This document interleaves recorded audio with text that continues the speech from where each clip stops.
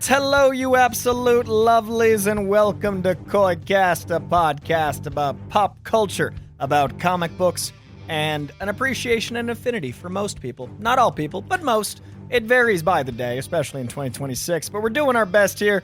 And the man who brings the cast to Koicast, the one, the only, the Jake Lloyd Bacon. How are you, sir? I'm doing all right. How are you, Coy? So tired. Yeah, I feel... in my bones. I mean, I lied just then. I'm not doing it. I feel like absolute shit. You know, I'm sorry. I'm you very look excited. good. Your hat matches your shirt. It did that Our intentionally. live viewers can see, and our shirts match in a way. Yeah, it's good. I'm gonna put on my sweaty because I got a little chilly immediately.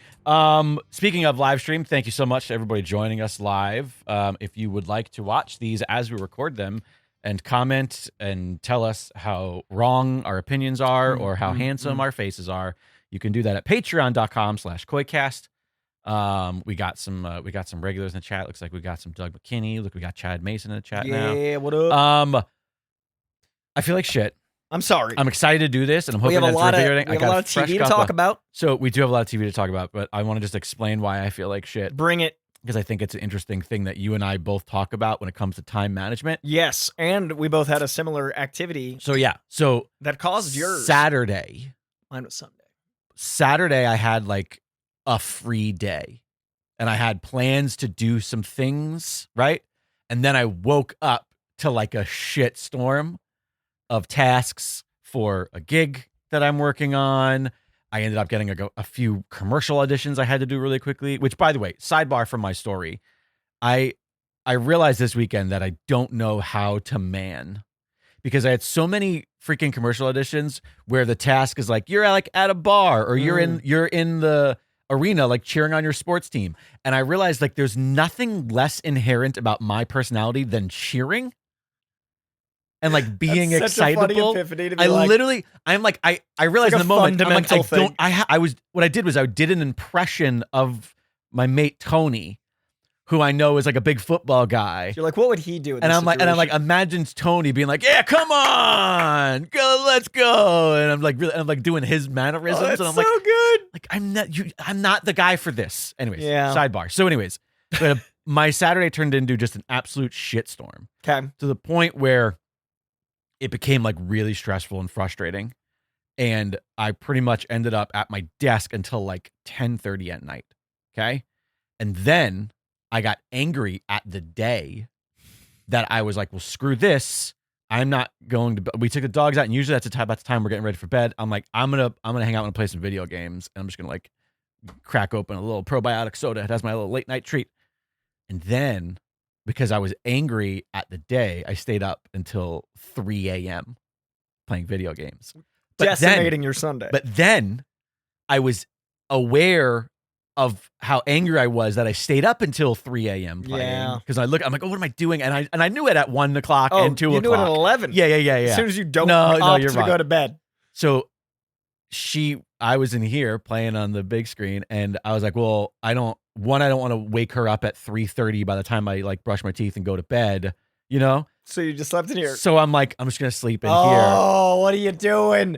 We're not 20 anymore, Jake. So I already have like 0 nights sleep on Sunday, and then couch. It's a comfy couch, but it's not that comfy. Worked all day Sunday, and then last night went to go see Flight of the Conchords reunion.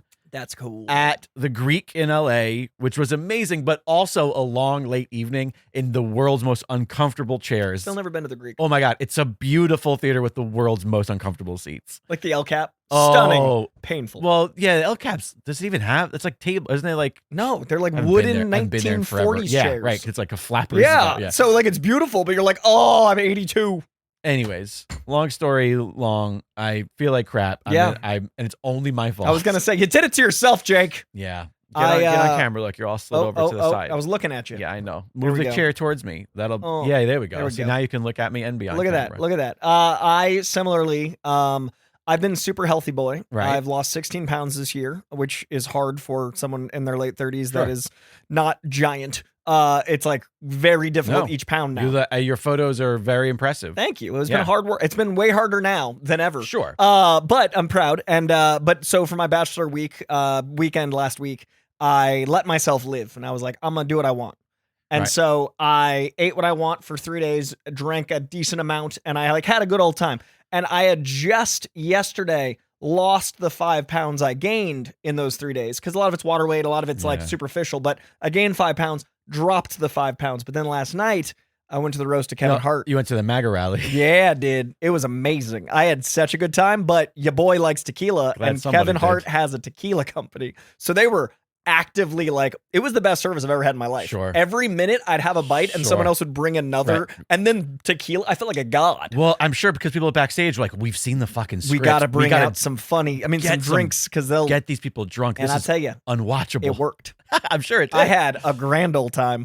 I talked to Bert Kreischer. I talked to a bunch of stand-ups that I've seen like for years that I've never interacted with in like a social setting. It was a really interesting thing. My friend, do you know Mike Capes?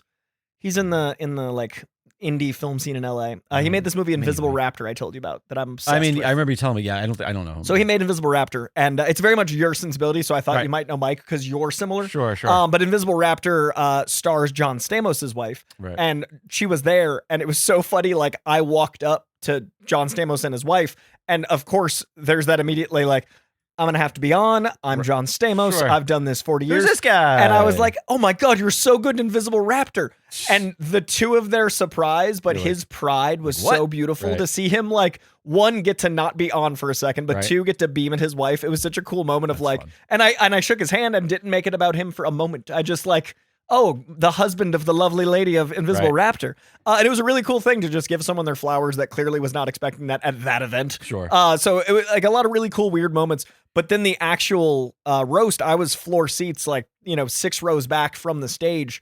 And it was a fascinating energy because like when they televise stuff, usually there's commercial breaks. There's not here because it's a 3-hour live roast. There's technical stuff.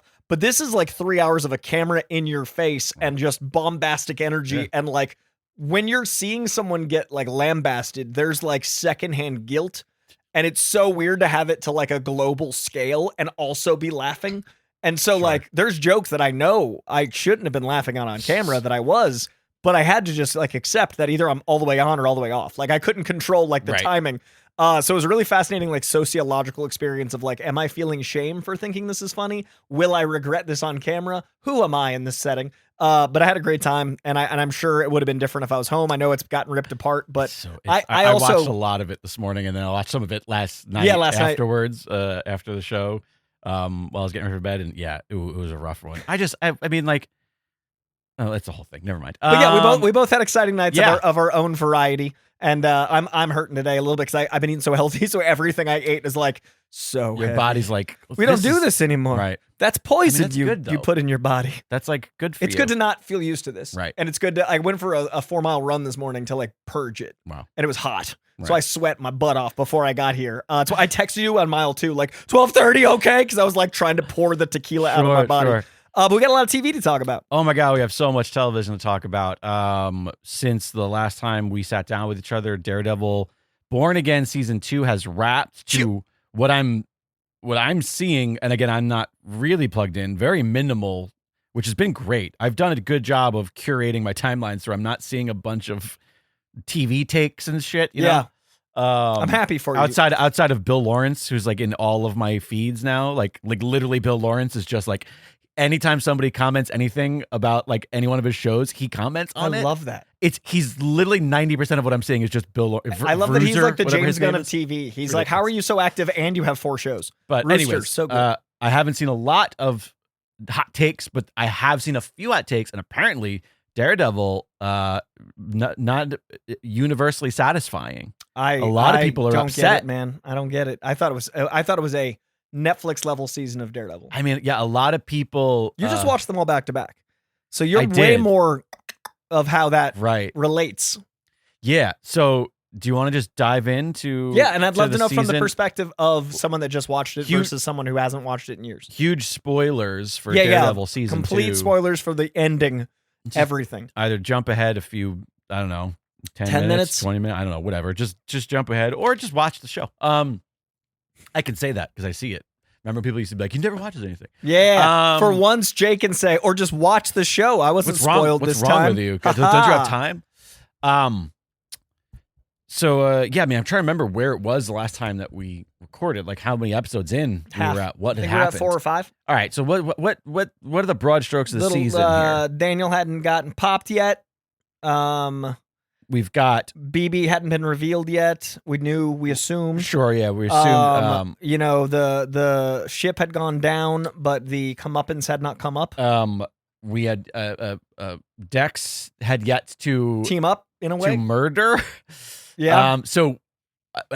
We were making predictions last time. Yes. Almost all of my predictions were right except for Swordsman. Yeah.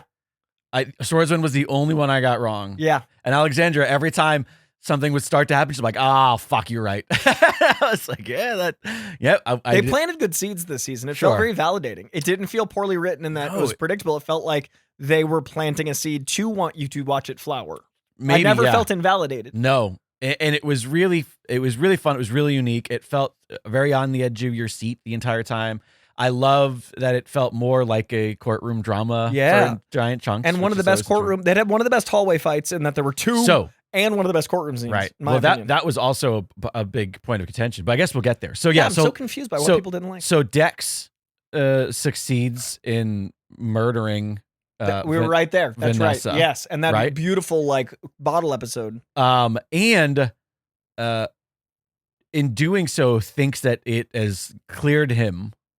Yes. For the death balancing the scales. Dex is one of I never thought that there would be a Daredevil show and Bullseye would Justin be my and Aaron favorite love him character. so much that you can feel them being like, we're going to fix him. It's such a fun, unique character. Because he's great in season 3. Like, I think Dex had a great setup, but then Born Again wasn't going to use him at all. And then they brought him back in such a way that was like, blah, blah. Well, I mean, I feel like you must get sick of this because you talk about comic adaptations so much, but how many times you say like, it feels like the comics, like, like it's so trite and we're saying nothing when we say that. It's right. like, at this point in pop culture. But that's what I love about it. Yeah. I love it so much where it just feels like a writer who got a run and was like, oh, what's this person up to? Yeah, how they doing? I like them. Yeah, and then like their take from where we left off. Exploring the story and what the repercussions of what has happened what came for.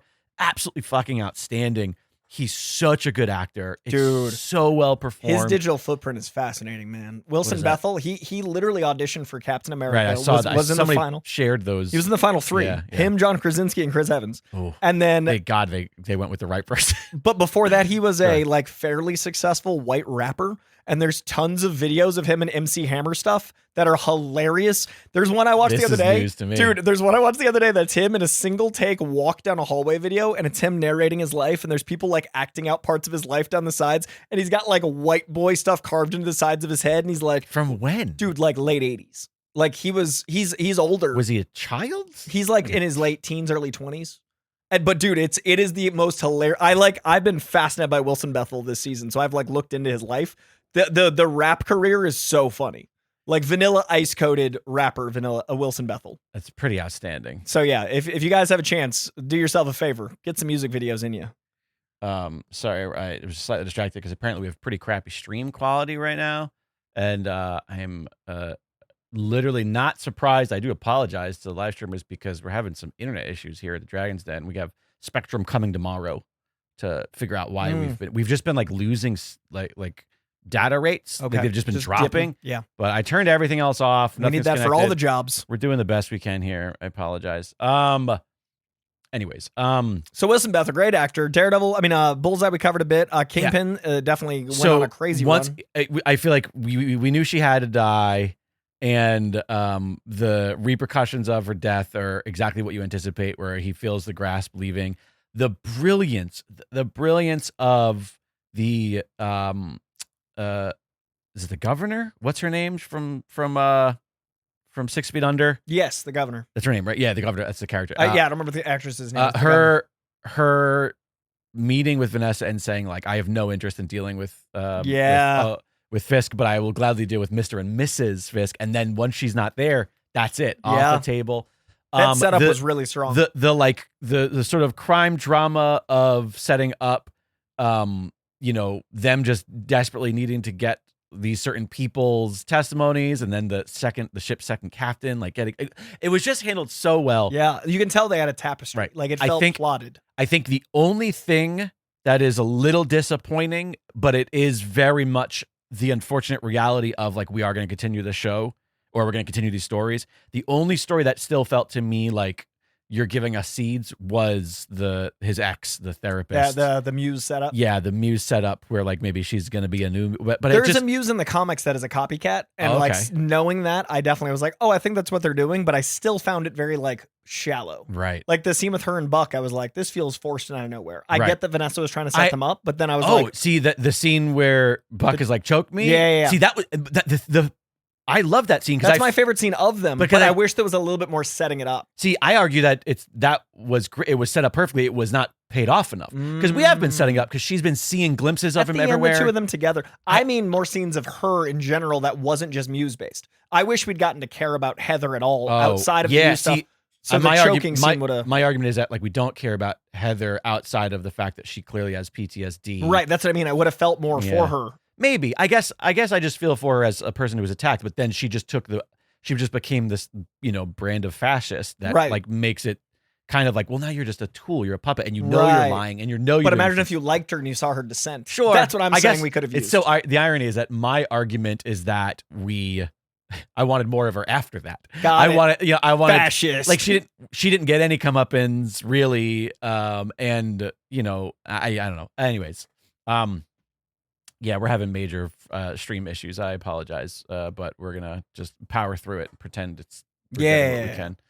I literally just like I don't even think we lost. I don't think there's any data going whatsoever. Guys. Yeah, look at that. The frame rate's terrible. All right. Anyways, we're trying.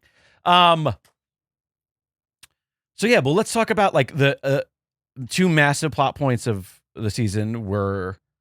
Maybe Karen is just okay with the murder. She's more Frank Castle than Matt She's Murdock. A lot more Frank Castle than says Murdock. As much by the end. And Matt drawing the line in the sand of like you have to draw they even said a line. Like if you have to draw a line, you're saying to see where you stand, right?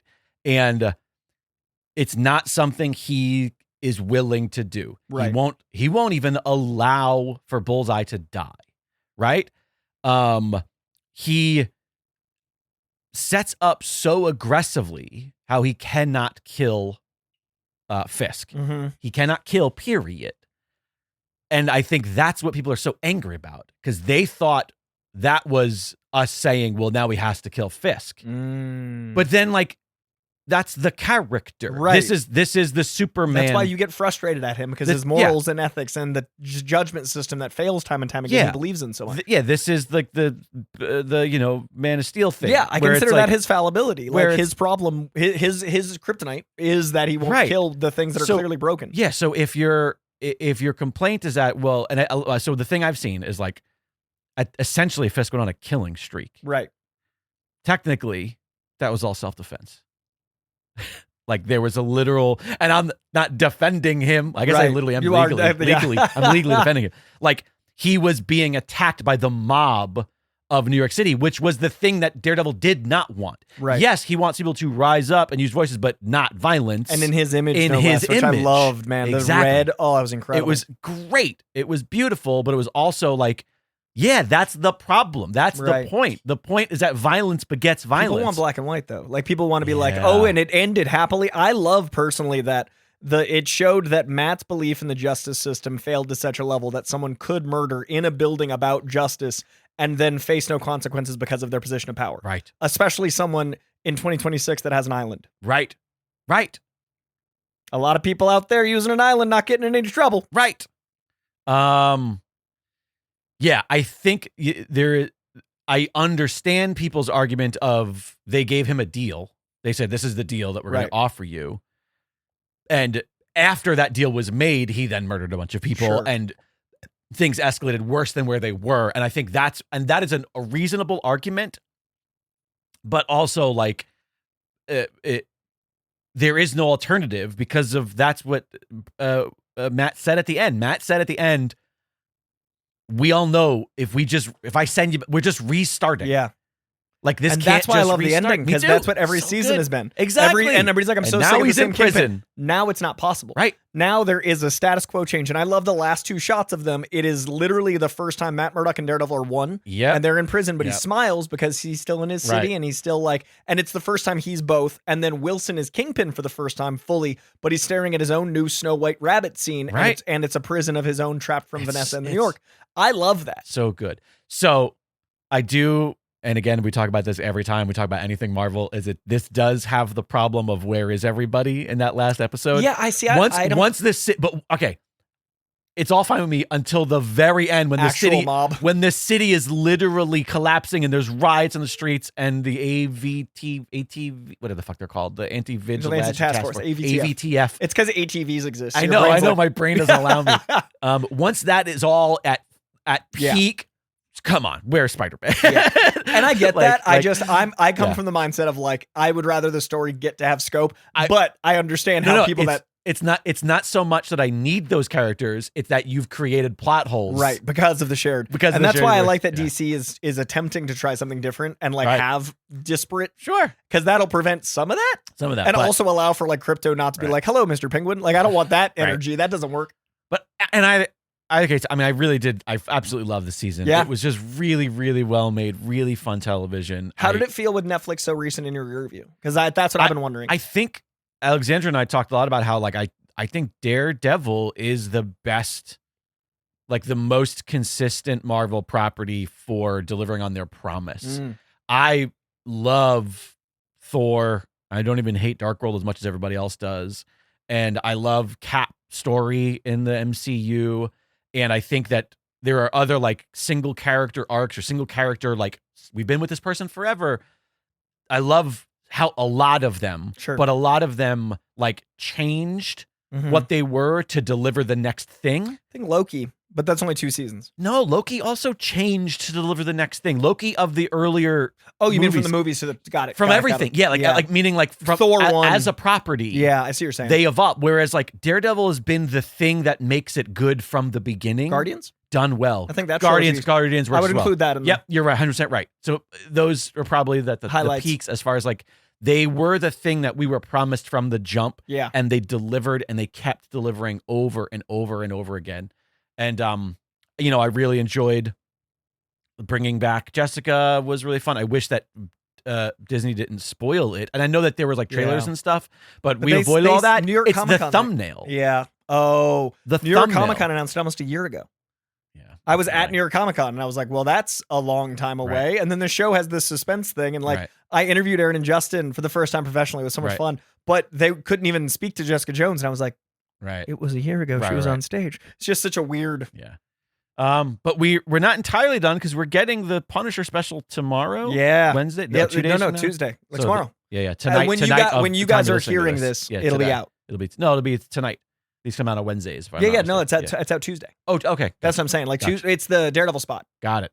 So it'll be interesting to see whether. I mean, seemed to be marketed as like a part Follow-up. of this. Well, Yeah. 'cause they moved the schedule, so Daredevil 2 and 3 came out at once in order to have this be the date of the 12th week or the 8th week. Oh. So this literally feels like a finale. Right. So the question is I guess we're gonna see where Frank has been after Yeah. leaving in the first season. He And wasn't in the connecting season to at all, Spider-Man. right?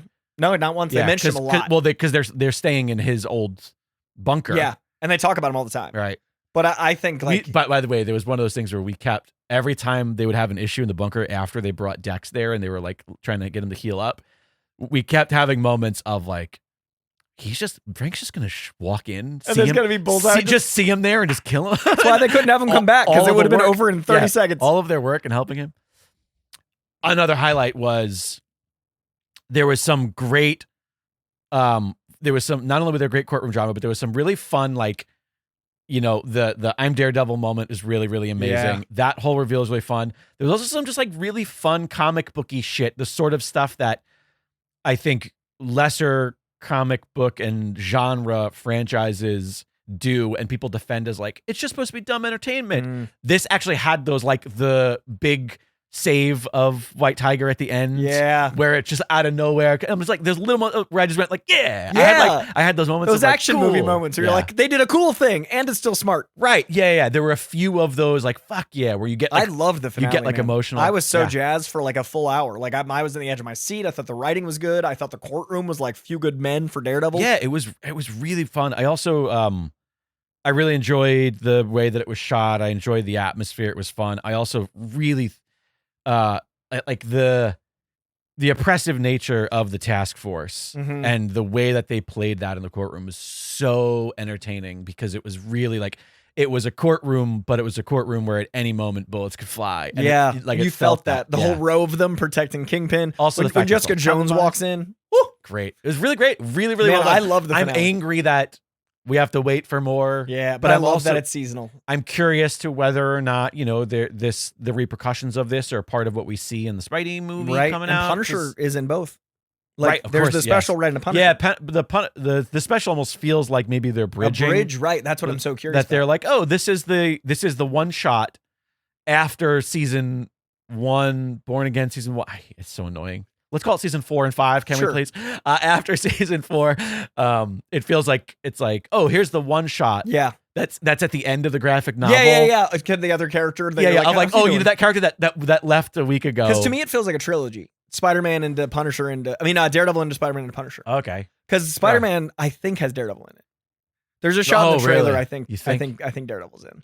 Is it the one with the hand? In the prison. And it's the hand. Oh no, I thought it was the one with the that's at a prison. Oh, I missed it. Who's in prison now? Yeah. Everybody, and it's the hand. Everybody keeps talking about the No Way Home trailer where it's like clearly they just clearly it's clearly out, 3 people. Yeah. When I look at that poster, I'm like, come on, I think Daredevil's here. I'm just excited, man. I'm so excited. Happy to be a street level Marvel fan right now. Yeah, me too. And I'm also excited to have like Marvel adaptations that I'm excited by. It feels good again. I've been done with but we've been like, while. we don't usually get this excitement to talk about it. It feels like homework or like, well, the show does comic book stuff. What have you watched? Like, it doesn't feel like must watch TV. Right. Right now, I feel like it is again. Yeah, I agree. And on the other side of that, must watch TV. From one fictional New York to another, The Boys. The Boys has 2 episodes left. Is that not working? It's not scrolling. Use the mouse. I tried. Oh, is it just super fast? Is there a wheel? No, it's not. Okay. See, everything's broken today. Have you hit play? It's because the video is not playing. It's the mouse not moving. No! Oh, there it goes. The mouse just moved. Okay. I'm sorry, I'm trying to get him. Fist whispering to Matt from another room was fun. Then Matt responds, and everyone's room's like, "What?" Yeah, I love that moment of like Fist whispering to Matt is a one-way street, and I'm like Matt whispering back. I'm like, "What?" What I remember that moment. Alexander saying like he can't hear you. Yeah, I love that because I was like, I'm accepting this magic bean because you've given me so much. Anyways, yeah. So yeah, then on the other side of this, The Boys, it is really jarring to be going back and forth between the two. Especially because it's the same day. Like, I watch them as... Oh, are they the same? Yeah, I don't think we clocked that. Daredevil's at 6 p.m. Right. It's at midnight. It's 6 hours later. Right. And Invincible's the same. It's like one day. They could not be more different. Good totally. God. Yeah, it's a lot. I'll talk more about The Boys because we were seasons behind and Alexander and I caught up. So on the Patreon-only pod, I'm going to talk all about the different seasons of The Boys. Have and you Gen some V? thoughts. Have not seen this. I can fill you in if you have any questions. Yeah, because I'll probably not watch it. Okay. So you could catch me up on what's going on there. But and if it's even relevant to what's happening, it will be. Oh, interesting. Well, don't tell me that. Like guess I'm doing 4 tonight. Weeks. Yeah. But yeah. I mean, it's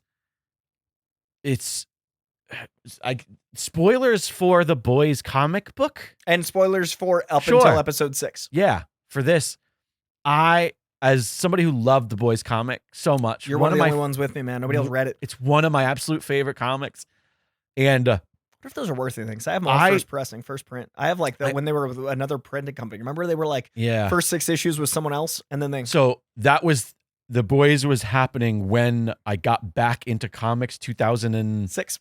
Yeah, 6, 7. That's when it was started. And so that and Walking Dead were the 2 comics that I walked into a comic book store and I was like, throw me some suggestions. This is the stuff I like. And both of them had already been out for a few trades. Got it. So they were like, get number 1 of both of these books, and if you like them, read the rest of them. Yeah. And I think I on both of those I had a few trades worth like to start, you know. Yeah. But anyways, it's fucking really fascinating because I think, again, I'm trying to be cautious. Spoilers.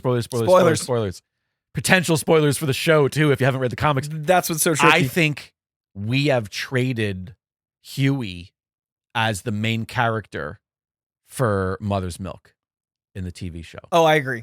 I think the ending that we got from the comic. I can see that. Because it doesn't seem like Huey is there at this point, and obviously there's such a departure. They're two. They could do something totally different. And the two different properties at this point are completely different story wise. But I think Butcher's ending might be similar, and that's the point I'm trying to get at. But I think that Butcher and are having the conflict that Butcher and Huey do in the comics. And in fairness, it's been a while since I've read them, but they're prominent. It's been 20 years for me too. Because, there's also just things that the TV show just jumped into immediately. The comic never. They also don't have V. Like the boys are not powered except for Butcher. Right. And female, and we never had the Mother's Milk element of this at all. Right. Mother's Milk's a gag. So all we had was the Temp V story briefly, but in any case, the idea of like a soup genocide, like the comic doesn't touch on that. Yeah. Until the very, very, very, and they made a whole season out of it. The threat of it. Well, I mean, it's been like the crux of the ending of the show, it feels. Yeah. The relationship of Butcher to Homelander, like, it's so strange because the comic is so vile. And not that the show isn't, but like the comic is really like aggressively violent, yet somehow Butcher is the one character that I feel like in the show is even more fucking diabolical. Yeah, something about Carl Urban adds something, like the darkness in his eyes. Yeah, there's something there. Yeah. I love it. It's so good. He's so well really cast. amazing. I do think that they have broken satire. Oh yeah, dude, it's The Simpsons was like, you look back over 30 years and you hit the beats and it's like throwing spaghetti at the wall, and like it's often enough it feels weird. This is week to week. Right. It's happening in real time. So all of the gold statue stuff, the Bible stuff. I want to say that we only caught up last week. So last week's episode, which is episode 5 of 8, was the first one that we had watched with everybody since season 2. Whoa, dude. So we had just watched 3. Wait, That's is this crazy. season 5? This is 5. So yeah, we watched all of season 3, all of season 4, and then caught up to the first 5 episodes, right? That's crazy. Right, to everybody. And I assumed that, like, wow, they must be like, because it's a genre show. It's not South Park where they can change the script the week of. Right. Like, this stuff has been written ages ago, shot ages ago. It's gone through visual effects stages. Ago. Yeah. But I assumed, like, are they doing quick, like, what are they doing? And it's just sort of like, no. And apparently, like, I missed that there was a whole big thing where literally, like, Homeland was like, no, I am God. And then, like, 2 days after it airs, 2 days, God. See what I did? Yeah, I guess there he's it is. God. There he is, guys. Fucking orange turnip in the fucking Oval Office posts a photo of him as Jesus. And I'm like, it's beyond parody. And the day before the gold statue of episode 6, Trump put up him in a superhero pose in a gold statue. This past week's episode, the day before real life got to it. It's fucking insane. We are beyond satire. It's hilarious. This is why comedy doesn't work. It's as hilarious as it is depressing. It's so sad. I think that's why I like the roast so much, because I'm just so broken. Well, no, it's because you just don't see good comedy. I don't. Come to Microdose this Wednesday at the Fable. Who's doing a Microdose is the best weekly show in LA. I'm doing a documentary about it right now, actually. Cool. It's the best comedy, and it's whatever. Never mind. Anyways, if you're in LA, go to Microdose. What a soft pitch. Go to Microdose Comedy every single week. It's a completely free show at the Fable in Eagle Rock. I love the Fable. Eaglewood. Anyways, so it's The Boys is insane. It doesn't feel like anybody is safe in a way that's really fun. Stakes are amazing because most shows feel like they're just going to land softly. Right. This already happened, right? The V. What about the V? Where they found the V1? Yeah. So the last episode ended with Homelander injecting himself. Okay, with that V1, happened because I'm up in one the ahead, sky. and I'm Yeah. like, is that the beginning or the Right, end? yeah, you don't spoil Okay, anything. so that moment, I was like, the entire season, I was like, I don't think they're actually gonna do it. And then when they did it, I was like the fact that they could chicken and egg me and like Right. cat and mouse me for 6 episodes, and then when he sticks it, I actually was incredulous 5 Right. years in. Right. So good stakes. Yes. Because now it's like, what can Right. And 2 left? Jensen Ackles, I So always funny. fuck his name up, is so good That's why he's getting a spinoff. at playing the worst person, Yeah. but somehow adding like an action. I mean, both him and what's his face as Homelander are like outstanding. I noticed something They're- on rewatch of one of the episodes. What's that? Anthony Starr Yeah. is always playing above everyone. Like that's the role. It's Right. Homelander. The only person he demurs around is his father, which Right. makes sense. But his body language changes as soon as Jensen Ackles walks in the room. Right. So there's this thing when I didn't catch it, like Well, the actual physicality Because he turns change. into Deep. Yeah. Right. And like I didn't notice because I noticed the language, but I didn't notice like Anthony Starr is playing like he actually shrinks. Right. And it's so cool to see like how that informs the visual language of a frame to be like Anthony Starr's never small. Right. And it's so cool to see him like demurring to his dad. He's fucking outstanding. It's crazy how good he outstanding. is. Because You have know- you heard interviews with him? Yeah, He's like a jolly I hate- Kiwi. I know, and I saw one that came across my scroll, and I got angry because I was like, "No, I don't want to watch him." Yeah, I don't want to humanize this man, but he's so jolly. He's I like know, Christian yeah. Bale. Like He's very- Christian Bale's like this Welsh Santa, Sure. and everybody's scared of him. Yeah. And then Anthony Starr's like, oh golly, blah, blah, blah. And also, I saw him like he has like a big red beard. I'm Yeah. like, this is not. He was wearing an Idol shirt on like Jimmy Right. Kimmel, and I was like, Right. what is happening? No, don't do this. Don't wear a t-shirt. But yeah, I think that the Sage storyline is probably the thing I'm most fascinated with. That actress is amazing. She's so good. I don't know what she's in, but she came out of nowhere. She is mesmerizing. Yeah. Also, I know it's besides the point, but she is fine in that superhero suit of hers. Yep. Which doesn't make any sense. I know the whole. Correct. I know I'm the problem You're because that's the supposed whole to, point. yeah. But Hey, not wrong.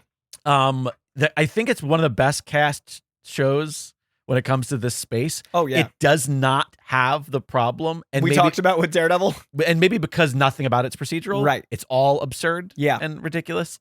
And It's also a show that anyone can kind of like Yeah. find their way in. Like my buddy Eli's in it. He plays Yeah, Worm. I know You know Eli, Eli. yeah, He's it's at Come to he's at Fable. the Fables Come all to the time. Fable Oh, micro. does he do? yeah, he does. Oh, that's microdose every now amazing. and then. So Eli is a Yeah. friend from way back, Yeah. and he was a strike SAG captain. I like Yep. did strike with him, and so him doing some of the dialogue about like AI and all this stuff. Right. I'm like, that is exactly where Eli would fit in the boys' world, and they Sure. cast so well. That they're Right. like, got him. He's really got. He So plays funny. Worm. If you're not sure who we're talking about, but But that kind of actor just right. getting to be like, of course you fit. right. Well, and that thing is that it I think that it's probably the most successful like comedy superhero thing. Sure. Because I think that as much as there are fun ones out there, I think like it threads the needle. That's not the right turn of phrase, but it rides Walks the line? walks the line. It sits on the fence, and the perfect thing of being like authentic to the real world of like, yeah, no, like this is What the would happen? eclectic, weird space. Yeah. And then also just being like the most absurd, gross, Yeah. disgusting, depraved thing. And I think that's kind of a hard Yeah. balancing act. But No, I love the show. It's it- sensational. they're doing really great work. Also, never in a million years I think they could ever have anything redeeming for A-Train. yeah. And the A-Train storyline, Really, like I felt Really that good. moment, dude. I was hard. really good. The show opens with him killing Huey's girlfriend, And- just and- like the comic. And the fact that they remedied that exact situation. He learns in real time. We Oh, both guessed, Alexandra and I were like, oh, A-Train's going to die by saving someone. Yeah. Our whole thought was like, oh, he's going to end up saving one of the boys. Same. Or and he's And going he to get does killed. both. And it's going to be, but what I did not see coming, what was brilliant was the rewriting of the collateral damage of a But he human saves being. the boys by also I saving know, that woman. it's Like, kind of, it's, and that's where I'm like, oh, what are you doing, show? You're a silly show Yeah. where a guy fucks an octopus. yeah, exactly. Like, what are you doing being good at writing and making Yeah. me care? And that's incredible. Yeah, Noir also is a really interesting character. Was an interesting character. That's my only death so far that I'm like, I don't know. Well, the fact that it wasn't in front of anybody else, and it was to me that's setting up a deep turn. Mm. Not like where we're gonna cheer for him because it's awful, but an instance where he is going to like have a like, you know what, fuck you, Homelander. Like Yeah. I think that's maybe where that's going. I don't know. The deep characters just that So guy good, is man. so Chase uncomfortable. Crawford, man, He's I love so it. uncomfortable to watch. I love it. It's so perfect. He's It's like the such a- bro that's just too far, It's a one-note joke that shouldn't still be working. but it's so working. And it's because he's such a great actor. Yeah, He's because like putting- he knows exactly the line. He knows the needle to thread between those things, right. and like it's a fine line. Yeah.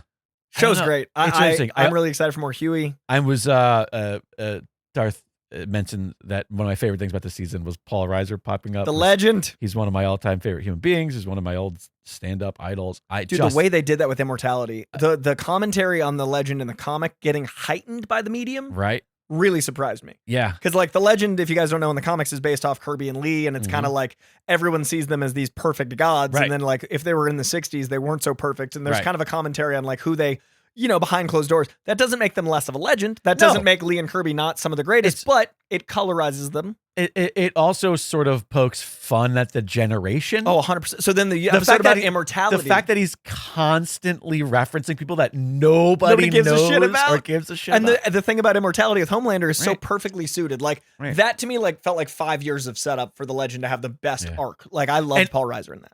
The thing that's so astounding about it is that like Paul, I always wonder when somebody like that takes a role where it's not a huge role, but it's not unsubstantial. Quite a few big scenes, pivotal. That's a word. Pivotal plot points are balancing on his stuff, and he seems to have such an understanding of the universe he's in. Yeah. It really makes me wonder, How like, much did he do? is it between- all just on the page? right? And he's like, yeah, tell me the words, or and is if it I just say them fucking well Paul enough, Reiser? like, yeah, or like, is there a higher understanding? Like, I'm fascinated to see Was that mapped out? some of the when he direction. signed Like, on? I'd be curious to see some of the direction of him to be like, okay, is he pulling from like, all right, in the real world, this is what are the metaphors in the real Yeah. world that he can understand, but because he seems to be so fulfilled in this universe, yeah, that's so strange for a character who's barely in it. right. But And he needs to be for that arc to work. Like 100%. that's one of my favorite episodes, yeah, or well, elements of an yeah, episode. yeah. When they first go to see him, Yeah, and like Homelander respecting him, Right. like the fact that immortality is through the lens of someone that's Right. trapped in the past. That like it's Yeah. just so good. yeah, it's I an like this outstanding show. season. It's a great season. I'm really curious how it ends. It's getting a lot more shit than Daredevil on my feeds. oh, People hate the season The Boys. I have not seen any of that at all. I don't think I see much boy stuff at all. But Yeah, for a it's while, getting like, oh, what a cheap, like, but I think I think people are finally feeling called out again. I think people forget who it's making fun of, and then they feel How insecure. can you? It's literally. It's been on the page since season 2. They did season 1 it camps. was subtle. Season Yeah. 2 was like, well, and now it's just, Yeah. but now it's predicting life, and I think it's making people insecure. oh man. But yeah, I love also this we, show. we didn't talk either about Huey's dad. But Dude. also, by the way, that is another reason why. Okay. Huge spoilers. Huge spoilers. If you've never read the comics, I'm about to tell you that the way the comic ends. And if you don't want to know the way the show ends, Skip ahead 5 minutes. Skip ahead 5 minutes. Because Here the it show comes. might end different. Here it comes. So in the show, Huey kills Butcher. Mm-hmm. And it's because Butcher wants to create fucking genocide. And Huey can't do it. And then Butcher lies to Huey, essentially saying that, like, I fucking killed. Wait, maybe it's not. I don't remember. But essentially, he says, like, I killed your fucking parents. Like, Yeah. I don't know if you realize this, but none of your path has been chance. Which they can't really do. They can't do, but they can do it with mother's milk. With the wife? Or with what the reason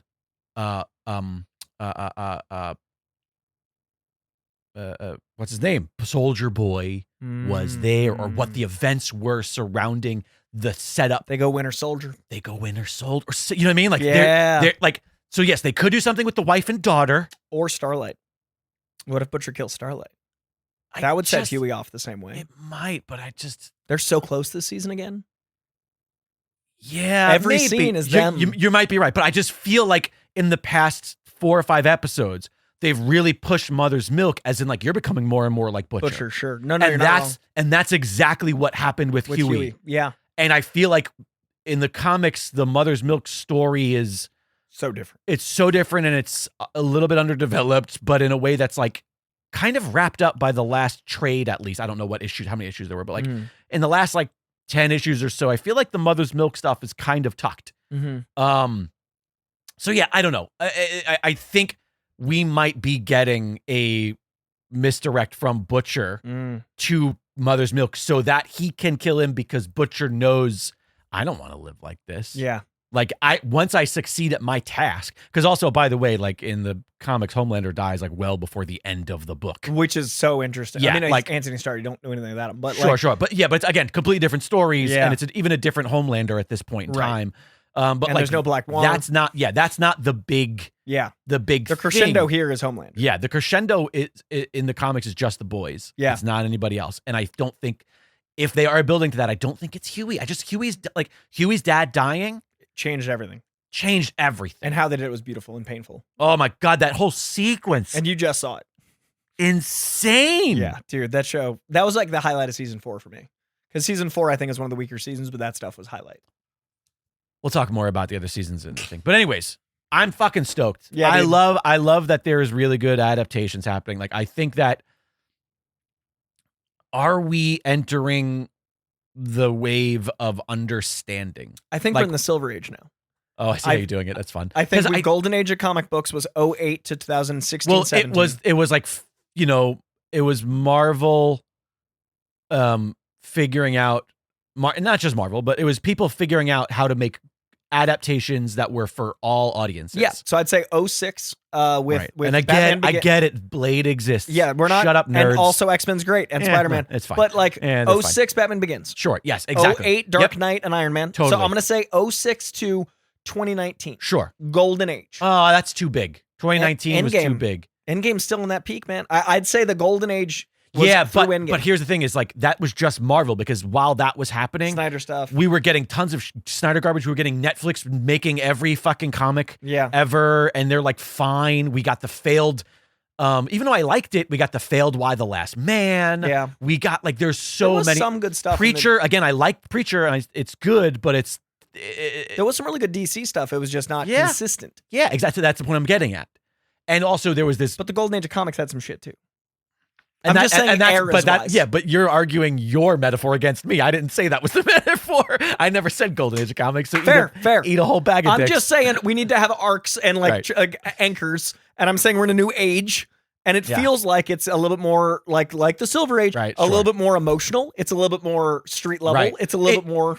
For me, I think it's just there's an understanding. Yeah, it's a connection. Of how we take something and change it enough without ostracizing. Yeah. And also we close the door of what if we make everything? Yes. Because that is also, I think, where we were in the Disney Plus 2020 era. to 2024, 25. It's just been, again, I lost all interest in Marvel but shit. Yeah. We both have way more again. That's true. I am because of Daredevil, I'm more excited than I should be in Spider-Man, considering I did not really like No Way Home. Dude, Daniel Cretton, man. It's going to be great. What? It's a new director. Oh. Spider-Man. Oh, I know, but the point I'm getting at is that I didn't, like, new director doesn't matter to me when you've lost equity in that character. But this is a new trilogy, so I'm saying, like, it's kind of a clean slate. Totally. But regardless, my interest is peaked because of how Daredevil, good not Daredevil is. I see. Yeah. But I think this next wave, like, so next time we record is our Letterboxd episode. But it's crazy. We will also talk about Punisher in the Boys finale because we're so jazzed. Like, that's a good sign that we're like, this isn't it doesn't feel like a one-off, like we're excited for now. There's stuff to talk about. Yeah, I definitely want to chat Boys. So we'll do the Boys finale. We'll do Punisher. Punisher, will be out. right. And then, like, the time we record after that is, like, not long till Spider-Man. Yeah. So, good times. We're back. There's also a lot of, there's more adaptation happening. I know, like, I still didn't watch Paper Girls. Like, there's so many. Well, X-Men will be out in July, I believe. X-Men 97 season 2. Oh, right. Okay. God, that first season was so good. That's what I'm saying. We'll want to talk about that. Right. Spider-Man is sometime in the fall. Your Friendly Neighborhood Spider-Man. Yeah, I still haven't watched that yet. I recommend I know it's good. I'll get to it. It's lower on the list of. Supergirl's out in June. Clayface is out in October. It just looks so scary. Dude, looks so scary. It looks too scary. I'm so scared. I loved the trailer and I was like, oh no, I have to cover this. Might not only do I have to watch it, I have to scrutinize it. Like, I'm gonna have to. I can't watch it like this. I have to watch it. I don't know. It might be too scary for me. Yeah, the trailer got me, dude. All right. Anyways, but yeah, let's talk so about. Excited. Excited about the state of at least the things that we're watching. I know there's still a lot of stuff. There's so much we're not, but those things are real good. All right, let's talk about a cool little news story that dropped right as we were recording. Uh-oh. I knew about it a little early, but I obviously the actual source did not come out until we were recording. Friend of the show, sometimes cantankerous 90s artist extraordinaire, co-creator of many characters that you know and love, and one of the founders of Image as well as creator of Deadpool, Mr. Rob Liefeld, is doing a giant summer event that I'm so excited about.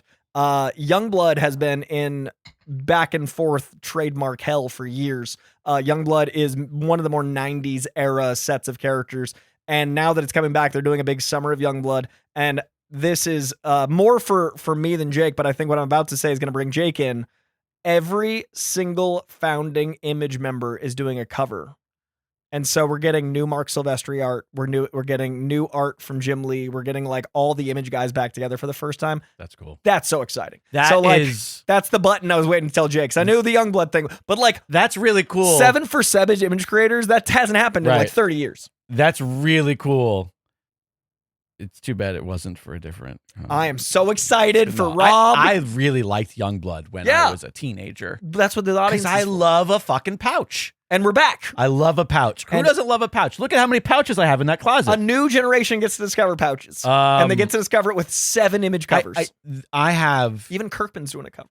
I have very big Image nostalgia because it was the thing that made me truly a comic book fan. As a kid, you like comics because superheroes are fun. Right. But when I say you, I don't mean you. I mean most, like the average... The royal you. The average, kid is like, well, comics, of course, it's fun. Superheroes are fun. But most kids don't have fucking every issues and not collectors. Right. As much as like, but Image was like, I have to have everything. That like, no matter what the new title is, I was like, I have to get it. Yeah. So yeah.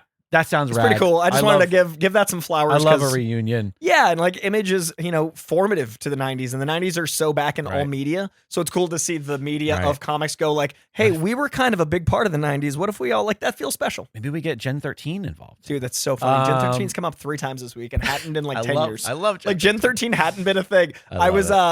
We did this thing at DC, and we were in the DC archives, and there was a brief time where DC had the Wildstorm licensing. Right. And I never knew that. So we were looking at all the stuff and I was like, Gen 13. And apparently when Jim came over, there was a window where Gen 13 was a DC title. Right. So I saw some Gen 13 stuff I'd never seen, but I didn't also realize that like published by DC feels so weird for that. Right. I think I have some Wildstorm / DC. It says by DC. So interesting. I think I have some of that. I think it was like 2 years, but my brain just doesn't slot that. See, that's so weird because I do combine those in my head. Oh, interesting. I think of Wildstorm as a DC brand, so much so that if you look at our library downstairs, it's in the DC because I do everything by publisher. Oh, fascinating. Wildstorm and DC it's always separate. It's like its own thing. They're on the same shelf. Also, to me, it's like IDW. I also just don't have a ton of Wildstorm stuff, but I'm like, yeah, that goes with all the DC books. For me, it's like Mad Cow or like IDW, like one of the more niche. So I have a separate section that's just like small publishers, and depending on if I have entire runs of enough an issue, to fill it. Yeah, but they're all together. Like I have like Top Cow. Yeah, or is it Top Cow? And You're Mad right. Cow? It was Top Cow. Top Mad. Cow. What was the Mad one? Top Cow was big. Mark Silvestri. Yeah. I don't remember what Mad was. I don't know. Mad Top. Mad. There's something. Yeah. No, I know. I can see it in my head. I can see the logo, but not the word. Mad.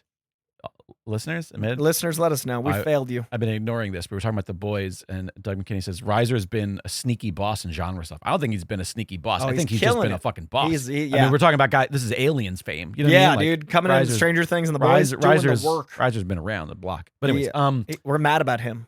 It's one of my favorite shows of all time. We actually just that's just one of the shows that we just put on randomly. Yeah.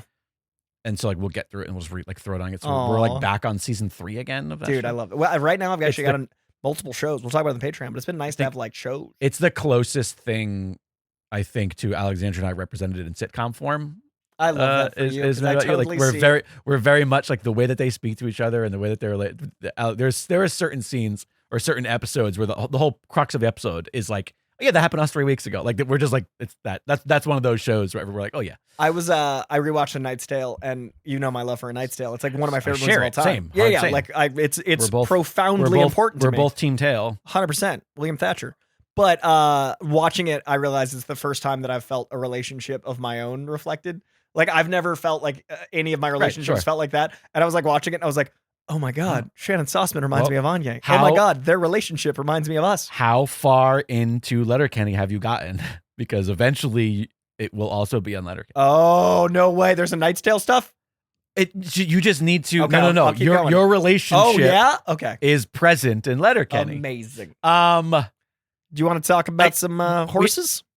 We have Give Horse. We also have a hotline caller too. I didn't know which order we want to do it in. But before, also only because when you were setting up your whole Image Comics thing, you reminded me that we have not at least mentioned the incredibly sad passing of Jerry Conway. Dude.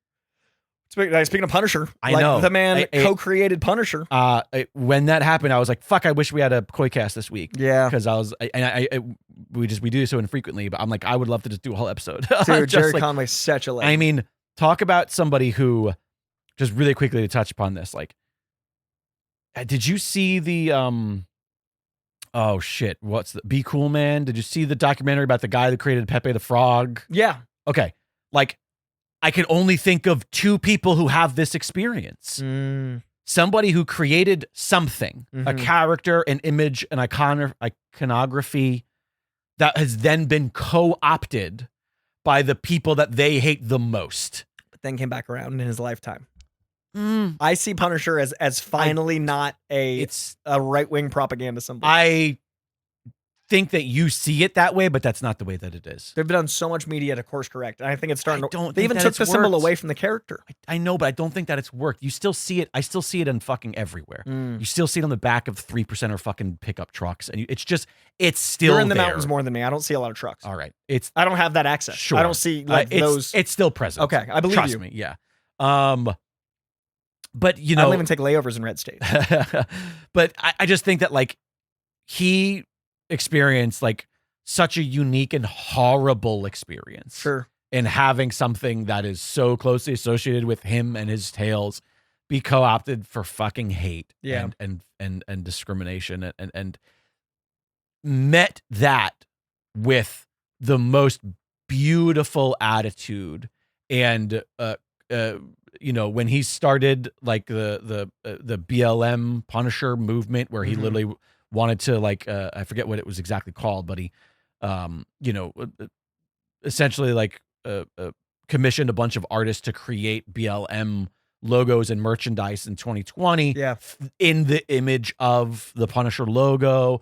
And like he was just like such a beautiful man and just like such an advocate outside of his immense talent and all the fun shit he gave us. Insane amount. And like he was an icon of right. DC and Marvel. Right. People don't realize the scope what he did at both big two. Also, you'll be the best person to correct me if I'm wrong, because I'm halfway plugged into the comics world in the way that you're all the way. Like I'm like my jack isn't in all the way, so I only have it out of one ear, Probably the highest profile comic creator to pass away, like outside of Stan Lee, since the prominence of Marvel Studios. I mean, that's tricky because like with people, attaching to certain characters, Sam Keith's passing was pretty big. Oh, I forgot about Sam Keith. That was pretty devastating. Okay, but that's such a visual. Whereas Jerry Conway, people don't realize the amount he wrote. That right. Like in my opinion, the Silver Age ended with the death of Gwen Stacy. Right. That means Jerry Conway, and so to me, there's an ushering occurring. Yeah. To me, Jerry Conway is like all of the comics that I love. He had something in. Right. And Sam Keith's like one of the most visually iconic artists, but like it's a different kind of. It's scaling. different because there's like these stories are taken from Conway, whereas movie star versus actor. 100%. Yeah. Movie stars have the poster. Right. Actors are like, I love all the things they've done. Yeah. Jerry Conway is an actor. Right. Sam Keith is a movie star. Maybe. But those two are. Anyways, the only reason I mentioned that was because like it's never gonna happen, but he deserves his own Marvel scroll at the beginning of the Punisher special. Yeah, they got something. Like I think that he deserves, and if it's just images from his books. 3 of his characters are in the Spider-Man Brand New Day. I know. There's so many villains. Like, I know. They both, I hope, and I think Brand New Day will. We don't have 23 years worth of cameos like they did with Stan Lee for the first one. Give him a shout, man. Which was it the Marvels? Which is the one that Stan Lee is the page peel for?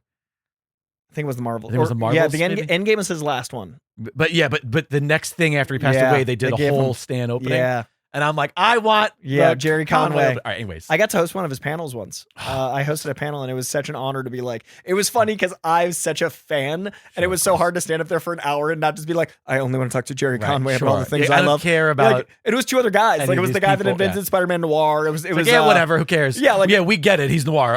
Good. He's dark and gloomy. But Jerry Conway, it was so funny because he was so giving with his time that he could feel I wanted to talk to him more. So he pulled me aside after. He's like, so what were the other questions you had for me? And I was like, oh, my heart. Like, I got a one-on-one panel because he could tell I was doing my job. Right. Like, I wasn't making it about him. So he's like, let's talk. And I was like, what a guy at a con when everyone wants your time, when there's a line of people to meet you. You wanted to tell that nerd that just hosted your panel what he wanted to hear. Right. What an angel. Big fan. Detective McCarstle in the chat. As someone who lives in the South, I can assure you that Blue Lives Matter idiots still have a ton of Punisher merch. And Doug McKinney, same in Pittsburgh. So yeah, all right. Yeah. I avoid. But, like I said, I don't even take layovers in red states. I do my best to avoid. Well, anyways, let's do a quick hotline call here. We kind of went long, and that's okay. We don't do as many episodes, so we should do a little long. But let's do a hotline call here from. Speaking of comic books, from Mass Llama here. He's got a fun question. Hey, Coy. Hey, producer Jake. It is Mass Llama of the Legendary Fighting Federation. And I was just curious, if you all got a comic book made about your lives, who would you want to draw that comic book? Whose style do you think would best represent your story in comic book form? Would you go for like a realistic look, or maybe something a little more stylized? I was just curious. Things you think about at 1 a.m. Have a good night, y'all. Take care. Well, I guess it's probably not night. Anyway, just bye, y'all. Love this question. Mass Llama, if you had a comic made of your life, who would you want it to be drawn, written, or I guess he said drawn essentially, right? Yeah. Yeah. I'm hoping this still happens one day, but Mitch Gerard's. I want photorealistic, but with comic book flair. I want to recognize all my people in it. I want it to be stylized, but still a comic. And I think Mitch Gerard's does that better than anybody. I think when I see a guy, he'll sneak his friends into comics and I'll be like, I know who that is. Right. And it still feels like they belong. And I think that's a really fine line. So I think Mitch Gerard's. It's hard for me to say anybody other than Steve Dillon. Oh, yeah? I just feel like I love that. I don't even know what you would call it, but there's a style to his art that's like counter culture to superhero books. Yeah. It's almost like movie realistic. Like the way, like his shapes and the way he frames things are very I don't know. They feel like storyboards for a movie more than just but they also don't feel like they're they don't feel like they're genre. No, they're gritty. They feel like comics of yesteryear that are about not superhero things, which is why I feel like if we're making a comic book about my life, that's fun, right? But also Fiona Staples. Oh God, I would love that. I mean, Fiona Staples is just one of those where it's like, well, what does a person who can do, high concept, whatever you can imagine, do with the most basic of human life, the most basic. What's the story? If it's is it the comic book of my life? Is it like a specific just a day chapter? To day? Is it, yeah. If he was still with us, Mike Ringo. I love Ringo's art, and there's so much energy in it. He passed away young. There's a Ringo art award in his honor. He did Fantastic Four. He was sensational Spider-Man. You'll immediately recognize him. I think his art is Mark Waringo. Waringo. But it's pronounced I literally Ringo. typed in Ringo, like Ringo Starr. So I didn't say what you said. Yeah, Mike Ringo is one of my favorite artists that passed a while ago now. He was only in his 40s, and there's a Ringo award every year in his honor. But his energy in his panels, you definitely know this guy's work. Oh yeah, Flash. I've seen some of this stuff, dude. Because I feel like my energy translates to this kind of bombast. Sure. I just love how clean his lines are and the movement of it. Big fan. Yeah, the thing is, I guess it also depends on what the story is. Of course. Yeah, he's very modern. Yeah, and he was ahead of his time because he passed in the late 90s. Yeah, seriously, if he looks like comics today. Also, what a name. Yeah, right? I mean, a name that sounds a little bit like Wendigo. Yeah, and it looks and when you sketch it, it looks like a comic. Yeah, Ringo. Yeah, what a legend.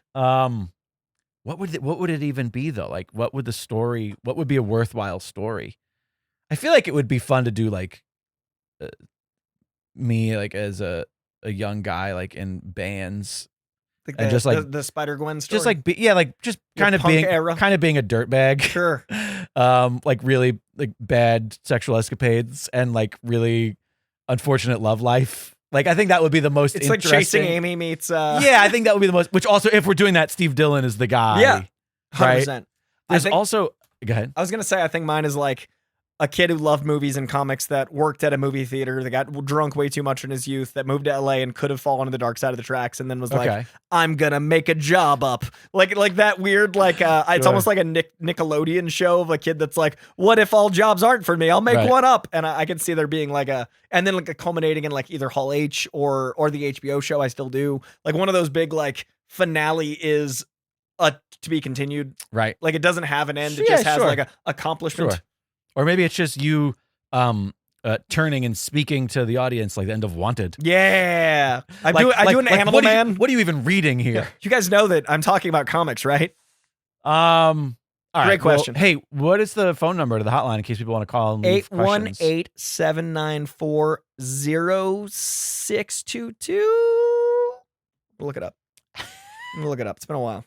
We don't do the show enough. Guys, I got a lot of numbers bouncing around my head. We don't do the show enough anymore. It's a lot of stuff. It's, the schedule. It's a lot. Come on. You could do it. It is. Once you start it, it'll finish. 818-794-0722. 818-794-0722. You guys, the co-host, let us know what you want to talk about. Koicast hotline. You can also send a voice memo to contact@koicast.com. All right. We do need to pick our official unpunchable gift horse of the month for the month of May 2026. If you're not sure what this is, we'll head on over to patreon.com/Koicast and find out. Without further ado, I got the wheel is a spinning. Whee! And the unpunchable gift horse of the month for May 2026, Gilbert Short. Gilbert Short. Gilbert Short. Congratulations. Keep your eye on your email and, listen, it's the least we could do. We know that I feel like we're probably putting less into the Patreon than we have in previous. We're filming as much as we can months, and years. We're making sure that, there's not 2 weeks of dead air ever. That's not true. You did that last week. Other than last week. Guys, I say it the week when I've not been. I did. I was like, hey, we're recording this week, right? I'm assuming it's this week. And you're like, I'm in Boston. And I was like, well, I guess that's a no. I assume no. I literally was flying back at midnight Monday night. Wasn't even here till Tuesday. Did not make last Monday. Yeah, dude, it's been so crazy. That's fine. And I'm getting married. 5 weeks. 5 weeks. That's also crazy. Like, it is now. I'm doing table charts. It's happening. It's like happening. It is. I'm doing a walkthrough in like 3 weeks because it'll be like the 2 weeks around. Yeah. Dude, it's so crazy. Oh, like, I'm so getting married. fun. I'm going to be a married man in 2 recordings. That is crazy, dude. Yeah. I'm so excited. And then all of a sudden, women will find you attractive. All of a sudden. I know. First time ever. It's already been a thing. When I went out and it was for my bachelor, we said it was my bachelor party. And all of a sudden I was like, oh, Nothing makes you desirable than being unattainable. Yep. Good thing I love my fiance. All right. Is there anything left to do? We should tell them that there's going to be an exclusive call on the Patreon. Well, maybe not because we didn't get time to play. We'll do that next week. Yeah, we didn't get time to play the thing. We have a fun voicemail from Darth. Vadad. It's timeless. It's coming soon. But yeah, we'll just Darth. We'll use your fun DC villain thing. We'll do that to the next recording, and hopefully it will be very soon. Very soon, hopefully. But in the meantime, we're gonna do a lot of Patreon stuff. Very TV heavy. It's been very TV centric of late. So much TV. In fact, I've watched not a lot of movies, so it'll be interesting to see, even to open my thing and be like, oh wait, what did I even watch since last time I recorded? Yeah, we're gonna. I'm worried I only have like two diary entries. When we do our letterboxing in a month, will you even have anything? I'm at currently 61 movies, which is like half what I'd normally be at. I don't even want to tell you what I am because that's next month, but it's definitely nowhere near that. I'm going to try to get to 70 I think by then. last year, I got ahead of you at one point. This is not going to happen. I was over 100 at the point of last year because I usually hit like 200, and right now 61 is crazy. But that'll be next time we record. There are still some Patreons to come, so please check out patreon.com/Koicast. KOIcast, and you can get hundreds, literally hundreds of episodes of us reviewing movies and TV. We're going to be doing that right here in a moment. That'll drop in 2 weeks and then the following. And we're going to be talking about all sorts of stuff. And then we come back. Our next episode of the regular KOIcast will be The Boys finale, Punisher, and Letterboxd. So until then, 249. That's how many. Wow. That's what our POP's up to. So today we're doing 249 for 250? Yep. Dude, 250. 250. If we thought ahead, if.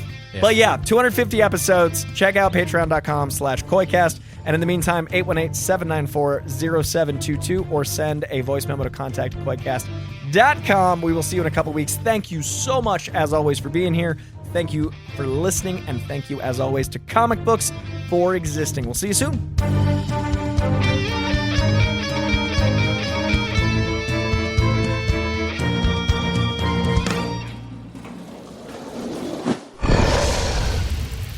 It's Dragon Wagon.